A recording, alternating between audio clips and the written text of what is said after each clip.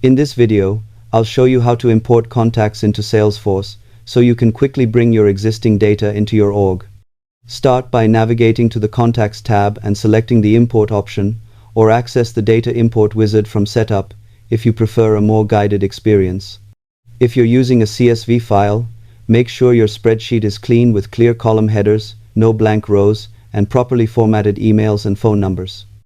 During the import process, you'll map your file columns to Salesforce fields, which is a critical step to ensure data lands in the right place. Pay close attention to duplicate management settings so you don't accidentally create multiple records for the same person. After the import completes, review the summary and spot check a few records to confirm accuracy. Clean preparation and careful mapping make all the difference. Subscribe for more practical